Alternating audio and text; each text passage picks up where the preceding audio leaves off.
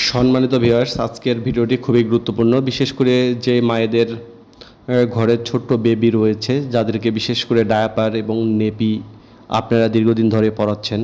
তো দীর্ঘ সময় ধরে আপনারা বিভিন্ন ব্র্যান্ডের যে ডায়াপার মার্কেটে রয়েছে সেগুলো ব্যবহার করেন।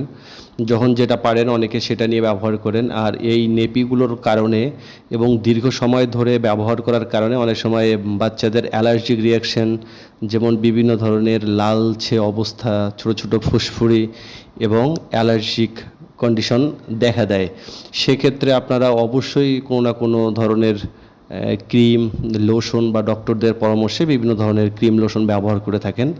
আজকের ভিডিওটি ঠিক তেমনই খুবই গুরুত্বপূর্ণ একটি ভিডিও। আশা করি পুরো ভিডিওটি দেখার আমন্ত্রণ রইল।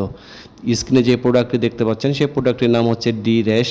এটাকে ডায়াপার র্যাশ অয়েনমেন্টও বলা হয়।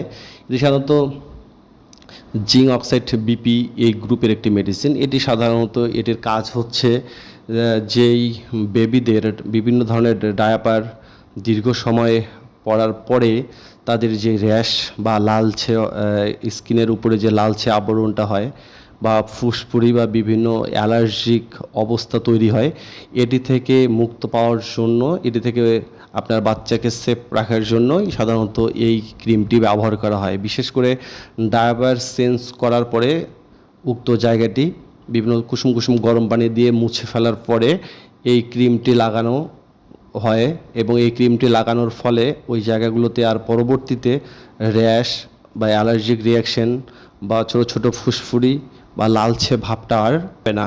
তো কিছু নিয়ম আসলে মেনে চলা উচিত। সেই ক্ষেত্রে অবশ্যই যে কোনো ধরনের ব্র্যান্ড ইউজ করা কখনোই ঠিক না। এই ক্ষেত্রে অবশ্যই বাজারে যে সমস্ত প্রচলিত ব্র্যান্ড রয়েছে সাধারণত ডায়াপার বা নেপির, তার মধ্যে যেটি সর্বোচ্চ কোয়ালিটি এবং হাইজেনিক মেনটেন করে এরকম যে ডায়াপাররা রয়েছে সেই ডায়াপাররা ইউজ করা অবশ্যই দরকার।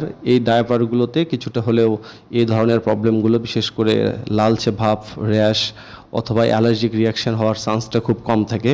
আর কতগুলো কম দামি বা সস্তা বা এই ধরনের যেগুলো কিছু ডায়াপার রয়েছে যেগুলো পুরোপুরিভাবে হাইজেনিক বা পুরোপুরি আপনার বেবির যে হেলথ ফ্রেন্ডলি, অবশ্যই সেটা নয়।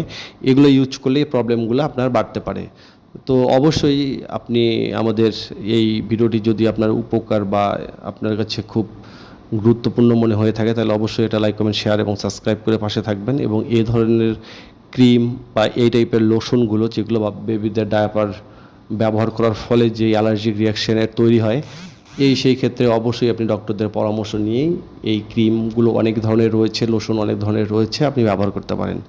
স্ক্রিনে যে প্রোডাক্টটি দেখতে পাচ্ছেন এটি স্কোয়ার ফার্মাসিউটিক্যালস মার্কেটিং করে আসছে দীর্ঘদিন ধরে। তো স্কোয়ার ফার্মার এই প্রোডাক্ট হিসাবে এই প্রোডাক্টটি অবশ্যই বিশ্বস্ত এবং জনপ্রিয় একটি প্রোডাক্ট ডি ড্যাশ।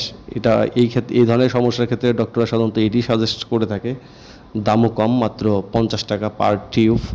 আপনি চাইলেই এটি যে কোনো ফার্মেসি থেকে, বিশেষ করে বড় ধরনের ফার্মেসিগুলোতে আপনি এই প্রোডাক্টটি অ্যাভেলেবেল পাবেন। সেক্ষেত্রে আপনি কিনে ব্যবহার করতে পারেন। তবে অবশ্যই আপনার বেবির ডায়াপার বা নেপি চেঞ্জ করার পরে অবশ্যই এটিকে ব্যবহার করতে হয়। সেই ক্ষেত্রে অবশ্যই জায়গাটি পরিষ্কার করে নিয়ে তারপরে এটি আপনি ব্যবহার করবেন। আশা করি পুরো ভিডিওটি যদি আপনার কাছে খুবই হেল্পফুল মনে হয় তাহলে অবশ্যই এটা লাইক, কমেন্ট, শেয়ার এবং সাবস্ক্রাইব করে পাশে থাকবেন। ধন্যবাদ। আসসালামু আলাইকুম।